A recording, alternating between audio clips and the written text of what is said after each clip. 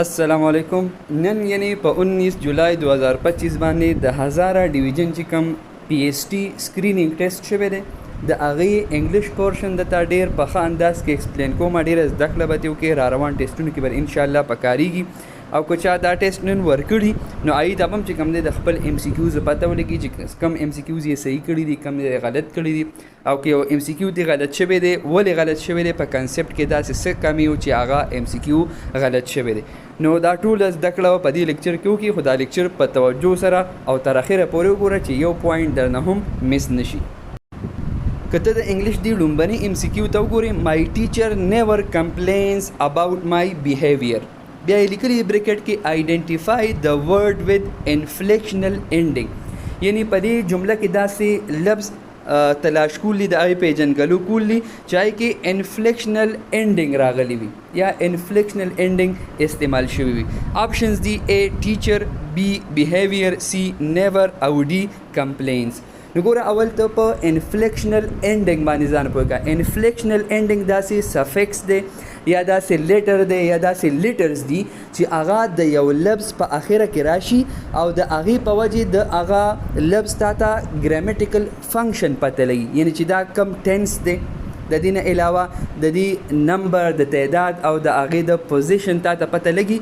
نو دغه قسمه لیټرز ته، دغه قسمه سفکس ته دغې ته ویلی شي انفلیکشنل اینډینګ. لکه که ته وګورې په دې کې چې کوم انفلیکشنل اینډینګ دی هغه په ډي نمبر آپشن یعنی کمپلینز په دې کې راغلی. دا ایس دلته انفلیکشنل اینډینګ دی ځکه دا ایس چې کله د کمپلین لفظ سره ولګېد دا ایس سفکس دی اخره کې راغلی دی. ټیک ده، د دې ایس نه تا ته څه پته لګي؟ د دې نه تا ته دا پته لګي چې دا پریزنټ ټینس دی. په خبره باندې پوه شوې نه؟ تا ته ما په تعریف کې وي چې انفلیکشنل اینډینګ دی ته وي چې هغه داسې لیټر یا داسې لیټرز چې هغه د یو لفظ اخره کې راشي د هغې نه تا ته د هغې ګرامیټیکل فنکشن پته لګي، تا ته د ټینس پته تی لګي، تا ته د نمبر پته لګي، د تعداد پته لګي. نو دې ته انفلیکشنل اینډینګ وي. نو ظاهره خبره ده، واضحه خبره چې په دې کې کریکټ آپشن هغه ډي نمبر دی. ورپسې ایم سی کیو ته وګوره. آفټر د فاینل سپیچ، د فاینل سپیچ نه بعد د ډرمر هرلډ his sticks at the crowd، چې کوم ډرمر او چې کوم چا هغه ډرم یې وخو ډولکي یې وخو هغه د ډرم یا هغه ډولکي هغه سټیک هغه یې کراود ګڼې ته هجوم ته هغه یې وویشتې. ټیک ده. نو آیډنټیفای د سبجیکټ اف د سنټنس، په دې جمله کې سبجیکټ کم یو دی؟ سبجیکټ. نو ګوره تا ته دې پته وي چې سبجیکټ مونږ څه ته وایو؟ ډوور اف ایکشن، یعنی کار کوونکی، کار کولو والا، چې مونږ ورته اردو کې فاعل وایو. فاعل دلته معلومول دي. نو آپشنز یې مونږ لار کړی دي. A نمبر دی آفټر د فاینل سپیچ، B نمبر دی his sticks، C نمبر دی د ډرمر او D نمبر دی at the crowd. نو ګوره دلته فاعل ډوور اف ایکشن یا ډوور چې کوم دی هغه د ډرمر دی، ډرمر سټیکس ویشتي دي. نو په دې وجه دلته سبجیکټ څوک دی؟ د ډرمر، یعنی کریکټ آپشن دلته موږ سره دی C نمبر. ورپسې ایم سی کیو دی. which of the following sentences contains an adverb of place، داسې کومه جمله ده چې په هغې کې adverb of place استعمال شوی دی، هغه پکې موجود دی. A نمبر سنټنس دی he does exercise regularly، B نمبر دی I saw him yesterday، C نمبر دی we won the match luckily او D نمبر دی it's cold outside. نو دې کې چې کوم کریکټ آپشن دی هغه D نمبر دی it's cold outside. یعنی دا داسې سنټنس دی، داسې جمله ده چې په دې کې ایډورب اف پلیس شته او هغه ایډورب اف پلیس څه دی؟ آوټساید. آوټساید مونږ ته پلیس ښیي که نه؟ ځای ښیي که نه چې بهر. په خبره باندې پوهېږي؟ ښه، اوس دا نور آپشنز ولې غلط دي؟ ځکه په دې آپشنز باندې راتلونکي ټیسټونو کې ایم سی کیوز راتلی شي، یعنی دا به بطور کریکټ آپشن راغلی نه چې ته یې بیا پیژنې، تا ته پته. ګوره که ته A آپشن ته وګورې he does exercise regularly، وی هغه روزانه یا ریګولرلی ایکسرسایز کوي. په خبره باندې پوهېږي؟ نو دلته چې کوم ایډورب دی هغه دا ریګولرلی دی، دا ایډورب اف فریکوینسي دی، ایډورب اف فریکوینسي. ځکه ایډورب اف فریکوینسي تا ته دا وي چې یو کار څومره کثرت سره کېږي، زیات کېږي، لږ کېږي، بېخي نه کېږي، اکثر کېږي، داسې که نه؟ دا ټول ایډورب اف فریکوینسي دي. نو دلته دا ایډورب اف فریکوینسي دی. او که ته B آپشن ته ګورې I saw him yesterday، ما هغه پرون ولیده. دا yesterday یعنی پرون دا ایډورب اف ټایم دی، ایډورب اف ټایم. صحیح ده که نه؟ او سی نمبر وی ون د میچ لکیلی وی خوش قسمتی نه موږ میچ وګټو ٹھیک ده. اوس دا لکیلی دا ایڈورب دی ایڈورب اف مینر دی ایڈورب اف مینر یعنی ایڈورب اف مینر تا د هاو جواب درکې هاو مطلب څنګه دا ګوره مونږه وی ون د میچ مونږه میچ وګټو اوس هغې دا میچ څنګه ګټلی نو لکیلی خوش قسمتی سے ٹھیک شو کنه نو په دې وجه دا ایڈورب اف مینر دی. ورپسې ایم سی کیو دی ایٹ فرسٹ هی واز افریڈ ډیش بینگ ډراپډ چوز د اپروپریټ پریپوزیشن. دلته یو موضوع مناسب پریپوزیشن لګول دی نو ګوره همیشه دا یاد ساته چې کلم افریډ راشي کنه نو په دې پسې آف راځي نو په دې وجه دلته کریکټ آپشن دی افریډ آف دا سی نمبر په دې کې کریکټ آپشن دی. ان فار ایٹ دا نه دی بس دا پکس پریپوزیشن دی یا پکس پریز دی ها افریډ آف دا افریډ آف بس دا یاد ساته دا سو پیری په ایم سی کیوز کې راغلی دی. ورپسې ایم سی کیو دی ایچ پارټیسپینټ واز ګیون ا سرټیفیکیټ آئیډنټیفای د ډسټریبیوټیو ایجیکټیو. ډسټریبیوټیو ایجیکټیو په دې کې پیژندل دی آپشنز یې موږ راکړي دي A given B each C participant او D was. نو ګوره دلته چې کوم کریکټ آپشن دی هغه دی B نمبر each یو ډسټریبیوټیو ایجیکټیو دی او ډسټریبیوټیو ایجیکټیو ځکه دی بیکاز اٹ refers to individual members of a group. دا د یو ګروپ انډیویجول ممبر طرف ته اشاره کوي د هغې حواله ورکوي نو په دې وجه دا ډسټریبیوټیو ایجیکټیو دی. اوس انډیفینټ ایجیکټیو او دې کې بنده کنفیوز کیږي نو انډیفینټ ایجیکټیو هغې ته وي چې هغه اوورال ممبرز چې د ګروپ کوم اوورال ممبرز دي ټول ممبرز دي هغې طرف ته د هغې حواله ورکوي هغې طرف ته اشاره کوي نو په دې وجه هغې ته بیا مونږه انډیفینټ ایجیکټیو وایو. په خبر باندې پوهېږي نو اکثر په انډیفینټ ایجیکټیو کې او په ډسټریبیوټیو ایجیکټیو کې بنده غلطیږي نو چې دا فرق درته پته وي انشاءالله بیا به نه په ایم سی کیوز کې غلطي نه کیږي. ورپسې ایم سی کیو کې وایي چوز دی ورډ دیٹ هیز ا نیگیټیو مینینګ بیکاز اف اټس سفکس. داسې یو لفظ چوز کې چې د سفکس د وجې د هغه معنا نیگیټیو شوي نو که ته دې آپشنز ته وګورې آپشن اے دی فیئرفل آپشن بی دی کیئرفل آپشن سی دی ہوپلیس او آپشن ڈی دی یوزفل. دلته کې دا فل او لیس دا ټول سفکسز دي په خبر باندې پوهېږي نو په دې کې واحد د سی نمبر آپشن دی هوپلیس چې د دې لیس د وجې د دې سفکس د وجې د دې لفظ معنا نیگیټیو شوې ده ځکه هوپ وي امید ته او هوپلیس وداوټ هوپ یعنی بغیر امیده ناامید نو په دې وجه باندې د دې دا معنا نیگیټیو شوې ده د دې سفکس د وجې. او فیئرفل د یارې نه ډک کیئرفل پل آف کیئر د احتیاط نه ډک او سی نمبر یوزفل د فایدې نه ډک یعنی فایده مند په خبره باندې پوهېږي نو هغه ټول نه دي دغه آپشن نه دي خو دا سی نمبر چې کوم دی دا داسې دې کې داسې سفکس استعمال شوی دی چې د دې هغه معنی نیگیټیو کړې ده منفي کړې ده. ورپسې ایم سی کیو دی لایف از ا باکس آف چاکلیټس. دا ژوند چې کوم دی دا د چاکلیټو یو ډبې دی په خبره باندې پوهېږي. آئیډنټیفائی د فگر آف سپیچ په دې کې کم فگر آف سپیچ استعمال شوی دی سیمیلی الیټریشن پرسونیفیکیشن کم میټافر نو په دې کې میټافر راغلی دا میټافر داسې فگر آف سپیچ دی چې په دې کې ډایرکټ کمپیریزن شوي په دې کې لایک یا ایز دغه الفاظ نه استعمال شوي ډایرکټ موازنه شوي ډایرکټ کمپیریزن شوي نو هغې ته میټافر وایي ځکه دلته لایف یعنی ژوند د دې موازنه د دې کمپیریزن یې څه سره کړی دی باکس آف چاکلیټس نو دا کم فگر آف سپیچ دی میټافر دی میټافر. ورپسې ایم سی کیو کې وایي وچ پروناؤن ووډ یو ناٹ ایکسپیکٹ ټو فایند ان تھرڈ پرسن نیریټیو.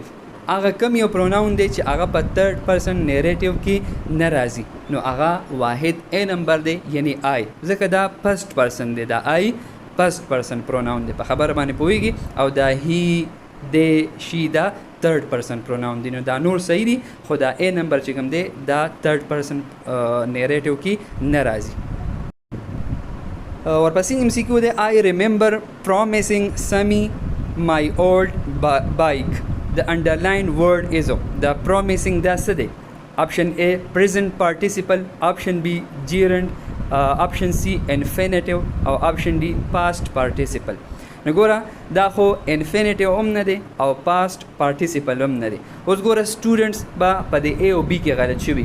اوس ګوره دې سره ING راغلی دی نو دی به وي چې دا پریزنټ پارټیسیپل دی. خو ګوره ته به سنټنس ته ګورې جملې ته به ګورې. دلته I remember promising Sammy my old bike. دلته already یو ورب راغلی دی remember. ورب دلته remember دی. په خبره باندې پوه شوې مین ورب څه دی remember. دا promising دا جیرنډ دی. ځکه جیرنډ څه ته وایي چې کله ورب سره ING راشي او هغه به طور ناون په جمله کې استعمال شي. دلته دا promising به طور ناون راغلی دی. په خبره باندې پوهېږي که نه؟ نو ځکه دا جیرنډ دی. نو دلته کریکټ آپشن B نمبر دی. که چا دلته A ته ټیک کړي یعنی پریزنټ پارټیسیپل ته، ځکه د هغه ذهن کې به راغلی چې کله ورب سره ING که نه ING والا ورب وي نو هغه پریزنټ پارټیسیپل وي. نو بالکل هغه پریزنټ پارټیسیپل وي، خو هله هغې پریزنټ پارټیسیپل وي چې کله هغه جمله کې بطور مین ورب راشي. مین ورب دلته په دې جمله کې دا پرومیسنګ بطور مین ورب نه دی راغلی، دلته مین ورب ریممبر دی. په خبره باندې پوهېږي که نه؟ نو اوس دلته د ده کار بطور ناون دی او ورسره چونکې ورب دی ورسره ING راغلی دی نو په دې وجه دا جیرنډ دی. امید لرم چې انشاءالله په دې باندې کنسپټ 100% کلیر شوي. دا ورپسې MCQ ډېر سوچ والا دی، داسې کمپلیکس غونته دی، ډېر سوچ غواړي، ډېر احتیاط غواړي. د MCQ کې وي the evil that men do lives after them. The sentence is دا کم قسمه سنټنس دی؟ آپشن A simple sentence، آپشن B compound sentence، آپشن C complex sentence او آپشن D dependent clause.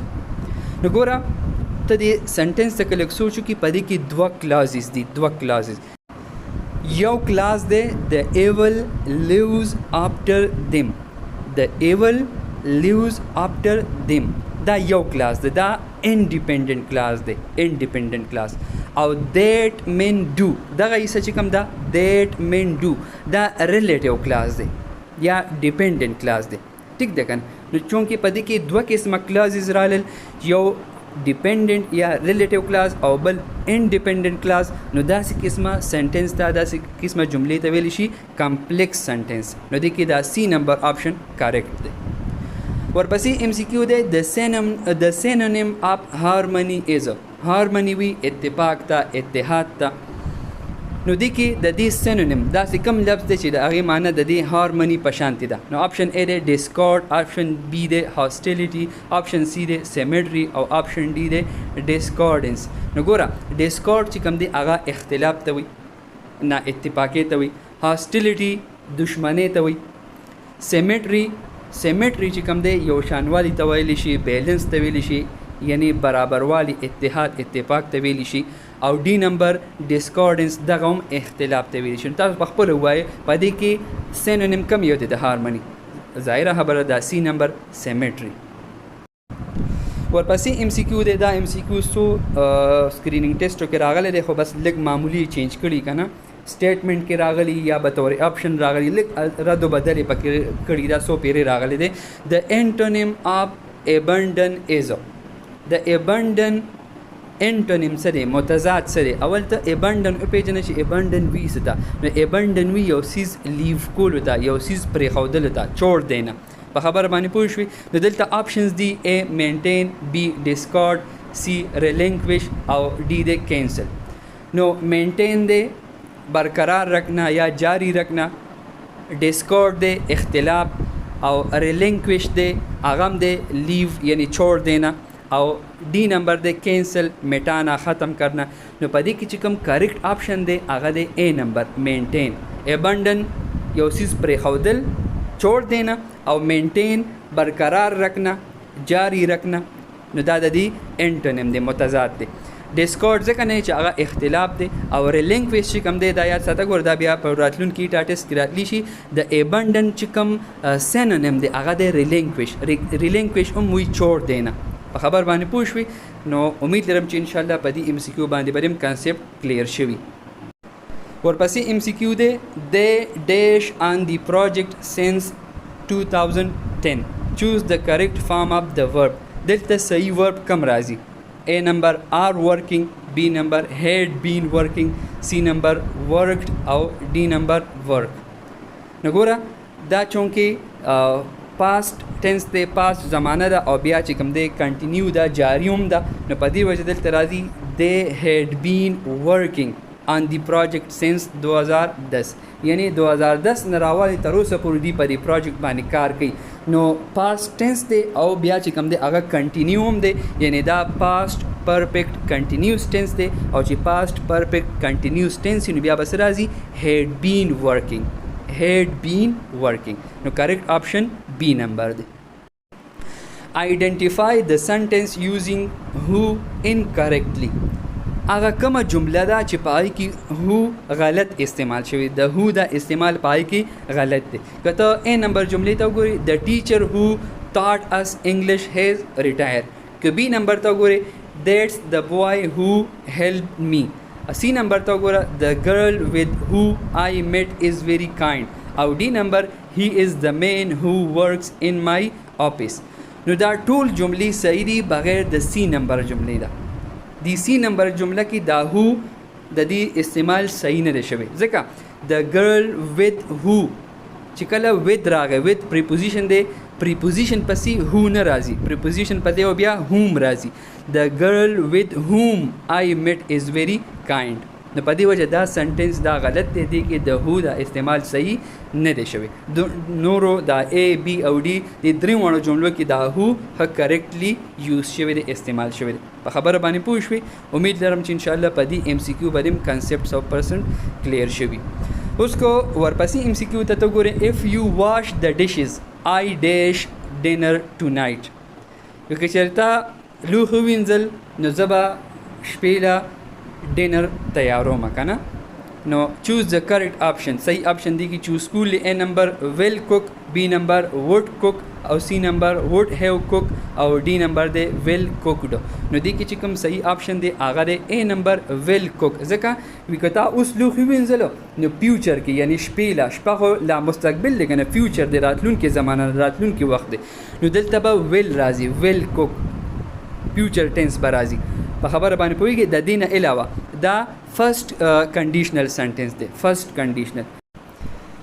کنډیشنل سنټنس مطلب دا چې کله د جملې په ډومبنۍ حصه کې سمپل پریزنټ ټنس راشي، اف راشي، اف او ورپسې سمپل پریزنټ ټنس راشي، نو ورپسې حصه کې یعنی په دویمې حصه کې هغې کې به سمپل فیوچر ټنس راځي. لکه څنګه دلته راغی اف راغی، ورپسې راغی یو واش د ډشز، سمپل پریزنټ ټنس شو. نو ورپسې آی ویل cook dinner tonight. بیا ورپسې کوم یو راغی سمپل فیوچر ټنس راغی. امید لرم چې انشاءالله په دې باندې کنسپټ کلیر شوي. ورپسې MCQ دی which of the following is a dependent clause.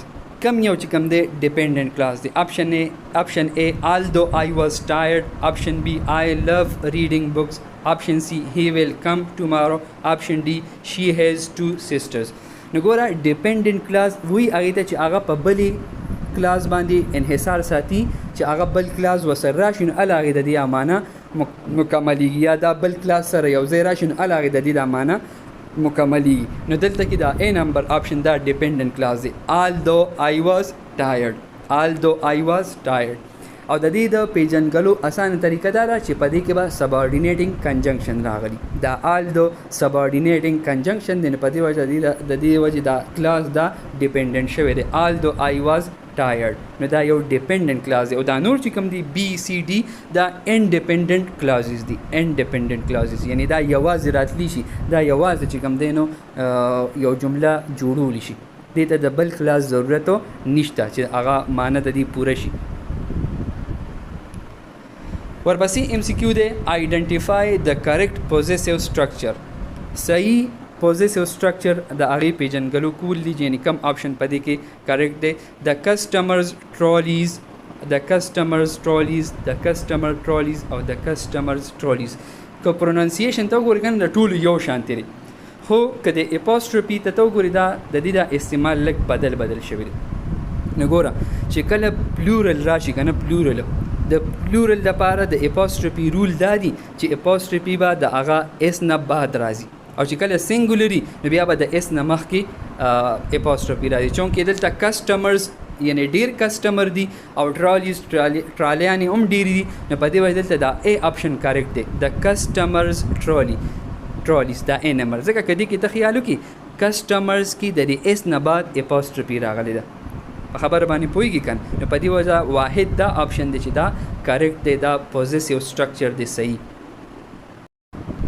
unless you run fast you will miss the bus the underline clause is دا چې کوم کلاز یې انډرلاین کړی دی یعنی unless you run fast دا کوم کلاز دی انډیپندنٹ کلاز دی ایڈوربیل کلاز دی ناون کلاز دی که ریلیټیو کلاز دی نو ګوره unless you run fast دا خو ډیپندنٹ کلاز دی او په ډیپندنٹ کې بیا دا ایڈوربیل کلاز دی ها ایڈوربیل کلاز choose the correctly spelled word دا چې لفظ هغه چوز کولی چای کې صحیح سپیلنګ راغلی دی نو دا خو سمپل دی آسان دی دا سی نمبر اچیوډ دا صحیح سپیلنګ دی د یو لفظ ښه اچیوډ دا سی نمبر پکې کریکټ آپشن دی she has dash her dress choose the correct form of the verb دلته کوم یو verb صحیح راځي A sieves B sieve C sieven او D sieving نو ګوره چې کله هیز راشي هیز بطور هیلپینګ ورب یا اگزیلری ورب راشي نو دا یاد ساته دې پسې به د ورب ترډ پام راځي ترډ چې پاست پارټیسیپل ورته موږ وایو که نه نو دلته کې سیون دا سی نمبر آپشن کریکټ دی یعنی شي هیز سیون هر ډریس دا به صحیح ټینس شي صحیح جمله بشي دا پریزنٹ پرفیکٹ ټینس بشي ښه پریزنٹ پرفیکٹ choose the correctly punctuated and capitalized sentence دا سه سنټنس هغه چوز کول دي منتخب کولی چې هغه کې پنکچویشن هم صحیح استعمال شوي او چې کوم کیپټلایزیشن دی هغه پکې هم صحیح استعمال شوي نو ګوره دې کې A نمبر جمله چې کوم دی دا کریکټ ده او دا غي وجه دا ده چې کلم یو جمله سٹارټ کیږي نو د هغه د لومبني لفظ لومبني لیټر به هغه کیپټل وي بل خبره ده چې کلم په یو جمله کې منځ کې پراپر ناون راځي پراپر ناون نو د هغې لومبني لیټر هغه به کیپیټلی نو په دې وجه که ته د A نمبر جملې ته ګورې ویر لومبني لفظ دی او پای کې هغه ډبلیو هغه کیپیټل دی نو کیپیټلایزیشن هم صحیح شو ویر از شندور لوکیټډ شندور دا چې کوم دی پراپر ناون دی او هغه اس هغه کیپیټل دی اگر چې دا لفظ د جملې په منځ کې راغلی خو چونکې پراپر ناون دی نو په دې وجه دا کیپیټل دی او بل خبره دا سوالیه جمله ده یعنی انټراګیټیو سنټنس دی او انټراګیټیو سنټنس اخره کې مونږه کم پنکچویشن مارک لګو کوېسچن مارک لګو کوېسچن مارک او د دې A نمبر چې کوم آپشن دی په دې اخره کې هغه کوېسچن مارک هم راغلی دی یعنی دلته کیپټلایزیشن هم صحیح راغلی دی او پنکچویشن هم صحیح راغلی دی نو په دې وجه دا آپشن کریکټ دی او د نورو کې پای کې غلطۍ دی هغه غلط دی He will repair the car, change the voice. The active voice, passive voice ته change کول دي نو موږ له option راکړي the car is being repaired by him. The car will be repaired by him. The car was repaired by him.